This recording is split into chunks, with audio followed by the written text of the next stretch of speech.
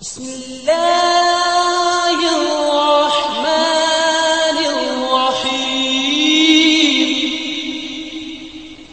हज़रत ईसा अलैहिस्सलाम और इब्लीस का वाक़या इस्लाम में अहमियत रखता है। कुरान और अहादीस में इस वाक़ये का ज़िक्र मौजूद है। हज़रत ईसा अलैहिस्सलाम अल्लाह के जलील अल-क़द्र पैगंबर हैं, जिन्हें अल्लाह ने बनी इसराइल की हिदायत के लिए मबऊस फरमाया। हज़रत ईसा अलैहिस्सलाम ने लोगों को तौहीद और अल्लाह की इबादत की दावत दी। आपके मुजज़ात में मर्दों को ज़िंदा करना, मादरज़ाद अंधों को बीना करना और कौड़ियों को शिफा देना शामिल थे। इब्लीस जो एक जिन था, ने अल्लाह के हुक्म की नाफरमानी की और हज़रत आदम अलैहिस्सलाम को सजदा करने से इनकार कर दिया। इस इनकार के बाद इब्लीस को जन्नत से निकाल दिया गया और उसने अल्लाह से क़यामत तक मोहलत तलब की ताकि वो इंसानों को गुमराह कर सके। इस्लामी रिवायत के मुताबिक हज़रत ईसा अलैहिस्सलाम ने एक मौका पर इब्लीस से मुलाकात की। इस मुलाकात में हज़रत ईसा अलैहिस्सलाम ने इब्लीस से इसकी नाफरमानी और इंसानों को गुमराह करने के बारे में सवालात किए।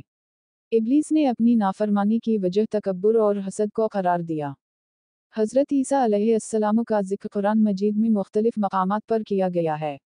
यहाँ कुछ अहम आयात और उनके तर्जुमे दिए जा रहे हैं।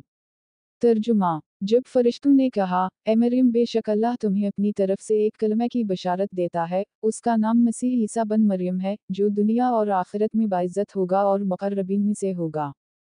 तर्जुमा: वो लोगों से गहवारे में भी बात करेगा और बड़ी उम्र में भी और नेक लोगों में से होगा। तर्जुमा: मरियम ने कहा, मेरे रब, मुझे बच्चा कैसे होगा जबकि मुझे किसी इंसान ने नहीं छुआ।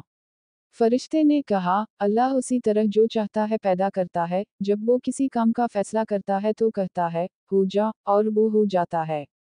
तर्जुमा: और वो अल्लाह उसे किताब, हिकमत, तौरात और इंजील सिखाएगा।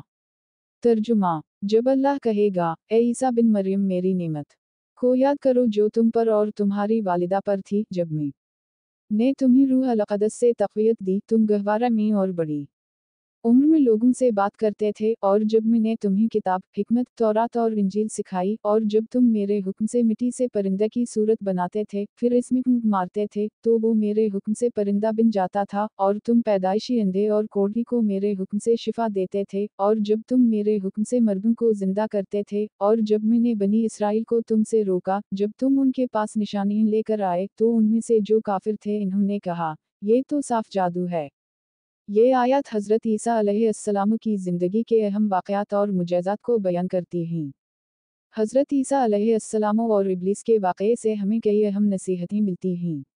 यहाँ कुछ अहम सबक बयान किए जा रहे हैं। अल्लाह के हर हुक्म की तमील करना लाज़मी है।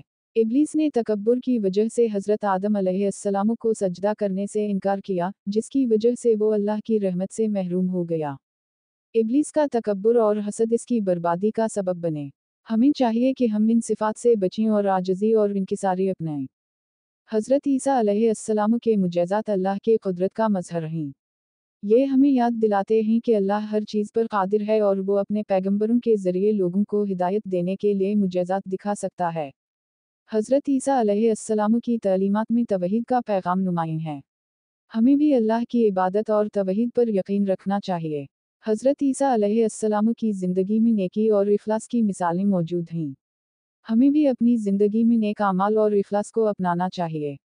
ये नसीहतें हमें एक बेहतर मुसलमान बनने में मदद देती हैं और हमारी ज़िंदगी को इस्लामी तालीमात के मुताबिक ढालने में मुआविन साबित होती हैं।